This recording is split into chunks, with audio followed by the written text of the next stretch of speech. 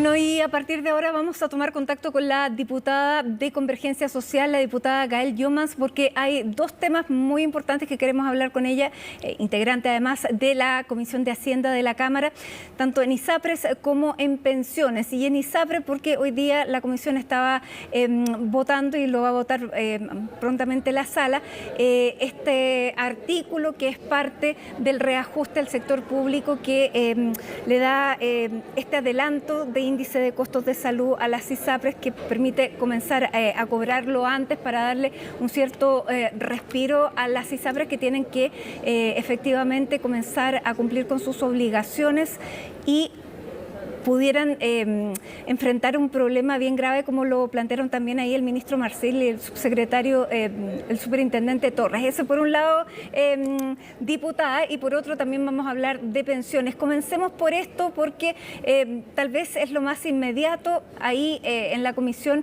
tanto el ministro Mario Marcel como el superintendente Torres plantearon que hay ISAPRES que pudieran caer ya en un desfinanciamiento en el mes de febrero si es que no reciben o no pueden comenzar a cobrar, a tener ingresos más bien para cumplir con los compromisos. ¿Qué es lo que se espera para la discusión en sala y cuál es la postura de Convergencia Social? Buenas tardes, Matilde. Bueno, llegamos de hecho a un acuerdo en la Comisión de Hacienda en donde no solo se incorpora este adelantamiento de este ajuste que se hace de respecto al ICSA, sino que también respecto a otros elementos que son necesarios de poner sobre la mesa cuando estamos hablando de la reforma de salud o la ley corta de ISAPRES. Este procedimiento y su adelantamiento en realidad es incorporado en la ley corta de ISAPRES, lamentablemente porque ese proyecto de ley no logró su tramitación rápida como se requería, es que se tuvo que hacer en el ajuste del sector público, cosa que ya en realidad es bastante, digamos, irregular, entendiendo que son materias complejas, en donde la protección de la salud de los chilenos y chilenas debiese ser la prioridad, y en atención a ello es que el protocolo de acuerdo incorpora esos elementos, es decir, tener en consideración primero que este ajuste también debía involucrar mecanismos de contención de las ISAPRES, saber cuál va a ser la responsabilidad que ellas tengan con sus afiliados,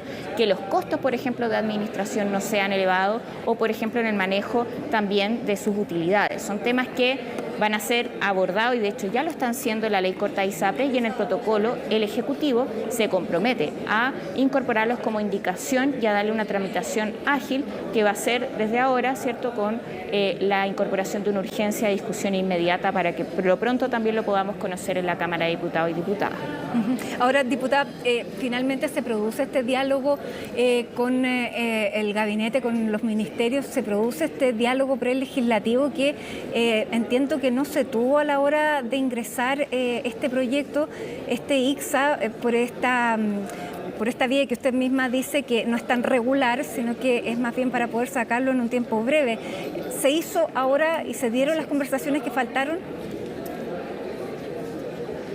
Sí, bueno, en esta oportunidad nos dimos el tiempo. Tuvimos que hacer un trámite en donde alargamos la discusión del reajuste al sector público para que el debate sobre el procedimiento ICSA lo diéramos de buena forma, incorporando estos elementos de la ley corta y también compromiso respecto a la reforma de salud.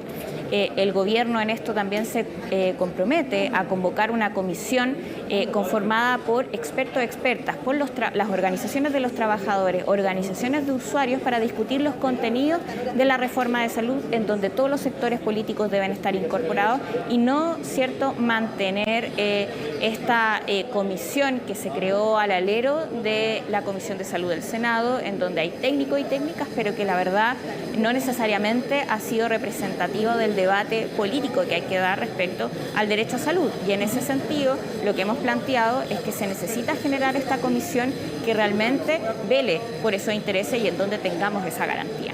Ya, pero por lo pronto este índice de costos de salud va a quedar aprobado durante esta tramitación.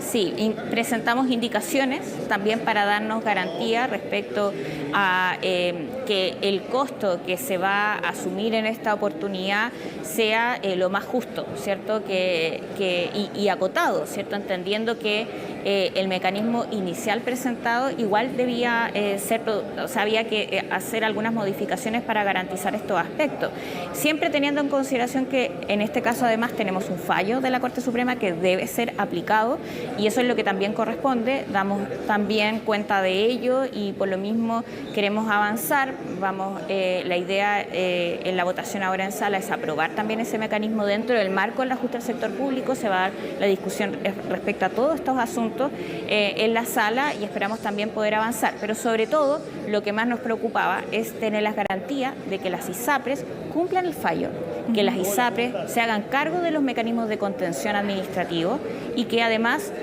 no saquen utilidades durante este tiempo, cuando además se supone, ¿cierto?, que deben velar porque a los afiliados no se les genere este corralito, que además me parece que la certeza que se entrega con la indicación da cuenta de ello, de que no se genere este corralito para que frente a una situación crítica de la ISAPRE los afiliados no puedan decidir cambiarse. Eso también se despeja con esta indicación y que yo espero sea aprobada. Vamos a verlo durante la jornada, debiera resolverse eso, ¿no es verdad? Dentro de algunos momentos retoman la discusión en sala. Así es.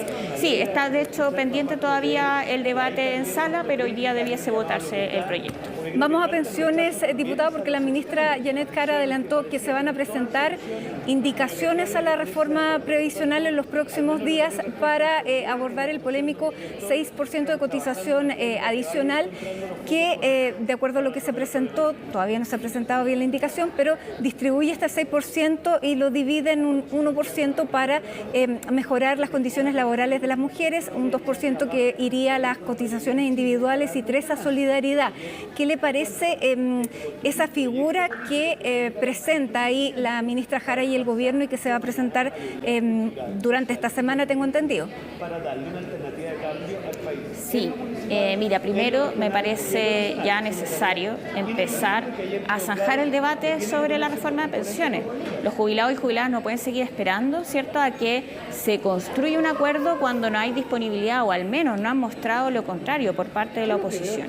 Y hay algunos sectores políticos que han reaccionado mal al avance de la reforma de pensiones. Yo lo lamento, pero creo que es importante que nos empecemos ya a poner los tiempos para construir esos acuerdos. Bueno, desde la UDI han sido bien tajantes de oponerse a que el gobierno pueda retomar los procesos de reforma que estaba llevando adelante en el Congreso. Más bien se pide que se retiren.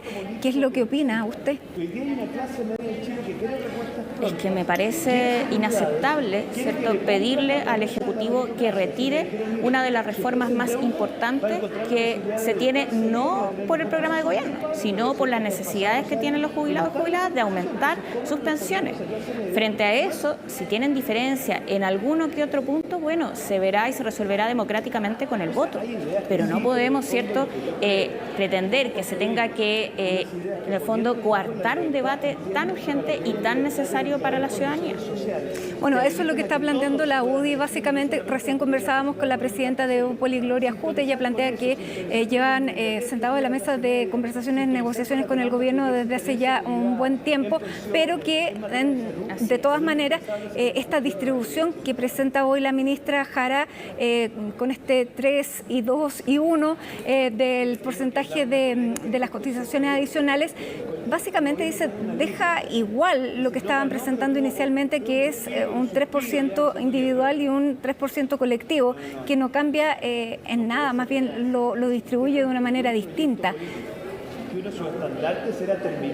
Mira, en esto quiero partir porque el 1% que se va a destinar para el reconocimiento del trabajo, ¿cierto?, y para poder fomentar el trabajo formal de las mujeres, y también en sala cuna, ¿cierto?, avanzando en la idea de poder contar con el derecho a sala cuna universal, es una buena noticia. A mí no me cabe en la cabeza que desde la oposición se puedan negar a que ese 1% vaya destinado a ese objetivo, entendiendo además las brechas que tenemos en pensiones y también en materia laboral entre hombres y mujeres, brechas que debiésemos todos tener el objetivo y el desafío de ir subsanando. Yo no creo que ahí vaya el problema y espero que no lo sea, ¿cierto? Y en las otras materias entiendo que además, teniendo en consideración y teniendo a la vista que la propuesta presentada durante el gobierno de Sebastián Piñera estuvieron disponibles, ¿cierto?, avanzar en la mitad y mitad, ¿cierto?, una mitad hacia capitalización individual y otra mitad hacia concepto de seguridad social. Me parece que está en el marco de flexibilidad que ha mostrado el gobierno en esta materia para construir un acuerdo. Pero acá todos tenemos que ser flexibles, ¿cierto? No solamente el gobierno para construir un acuerdo, todos tenemos que mostrar disposición y tratar de dar un pasito, ¿cierto?, adelante para que la posibilidad de contar con una reforma de pensiones sea viable. Bueno, la oposición no debería ceder ni un centímetro a las reformas del gobierno, plantea Gonzalo Miller, y también se plantea que las condiciones en las que se llegó en el gobierno de Sebastián Piñera a llevar estos 3 puntos, uno para cotización individual y otro colectivo, era otro momento político y que hoy las personas lo que quieren es la propiedad de sus fondos. Sabemos en definitiva qué es lo que la ciudadanía quiere cuando hemos visto procesos electorales bien distintos. A mí me parece que son excusas las que están hoy día presentando para mantener una posición y una defensa ideológica del sistema de pensiones que ya tenemos, que no ha dado buenas jubilaciones y que si lo mantenemos en el tiempo no va a dar mejores jubilaciones para los chilenos y chilenas. Si mantenemos la receta como está, no pretendamos tener ciertos resultados distintos. Y por lo mismo, en realidad insto, por el bien del país, a la oposición que sea responsable a tener mayor flexibilidad para poder tener una reforma de pensiones y lógicamente que no va a ser en los términos de la derecha. O sea, no pueden pretender que sean los términos de ellos los que se impongan, así como lo hicieron con el texto de la nueva Constitución, ¿cierto? Desde el Partido Republicano pretendía que la nueva Constitución fuera en sus propios términos. Bueno, eso fue rechazado por el país y yo creo que en esto también debieran sacar conclusiones parecidas, ¿cierto? Si uno quiere imponerle la visión al otro, bueno, no es un acuerdo. No representa una visión de totalidad y una visión de Estado. Y acá lo que debiéramos hacer, frente además 2 procesos constitucionales fallidos, en donde también la ciudadanía se ha pronunciado de manera bien tajante de que cuando un sector quiere imponer la visión al otro, no le parece bien al resto del país. Y en ese sentido creo que es importante que tenga mayor flexibilidad. Bueno, y lo último que se plantea en materia de pensiones es que la solidaridad, o sea, no se debiera financiar pensiones con solidaridad, sino que esto debiera venir de fondos públicos, de fondos fiscales. ¿Qué alternativa hay para que esos fondos puedan estar disponibles? A ver, fondos fiscales ya también se incorporan como parte de los mecanismos de mejora de pensión y eso se hace con la PGU, ¿cierto?, que es financiada con impuestos, en donde también los chilenos y chilenas pagan sus impuestos, ¿cierto? No es que ahí no haya un mecanismo en donde todos contribuyan, se está complementando. ¿Por qué? Porque la forma de mejorar de manera más rápida las jubilaciones también tiene que ver con incorporar mecanismos de solidaridad. Claro, pero ahí lo que se plantea es que no se debiera hacer con solidaridad el reajuste para las pensiones inmediatas, sino que eso tiene que ir vía también financiamiento estatal. Pero tampoco... Pero es la que se reforma... pueden complementar. Claro. Yo creo que no... No, dígame. Se pueden complementar con el objetivo de mejorar las pensiones lo antes posible. La solidaridad tiene esa certeza, ¿cierto? Esa gracia de que una vez implementada se empiezan a subir inmediatamente las jubilaciones, cosa que no sucede con la capitalización individual, en donde hay que esperar, ¿cierto?, 20, 40 años para que eso tenga efecto en las jubilaciones y en realidad quienes se están pensionando hoy día no tienen tanto tiempo para esperar que sus jubilaciones suban, al contrario, tienen una urgencia. Entonces, este mecanismo da esa garantía. Ahora, claro, la PGU es una suerte de complemento y que está bien y de hecho es parte también de la reforma, pero es una base, uno no, en realidad no da para que sobre esa base se construya todo el sistema de pensiones. Bien, diputada Gael Llomas, muchísimas gracias por conversar a esta hora con nosotros. Vamos a ver entonces cómo sigue la discusión de esta reforma previsional que ya lleva tantos años y en este gobierno 11 meses ahí en trámite. Muchísimas gracias, que tenga buena tarde. Muchas gracias a ti, Matilde. Y bueno, con ese objeto nosotros pretendemos en la Comisión de Hacienda y bajo al menos mi presidencia poder hacerlo avanzar lo antes posible y durante el mes de enero que se vote en sala. Esa al menos es mi primera intención. Así es, además sí, aprovechamos de decir que no solamente es integrante de la Comisión de Hacienda, sino que es su presidenta. Muchísimas gracias, diputada. Buenas tardes. Gracias, Matilde, que estés bien.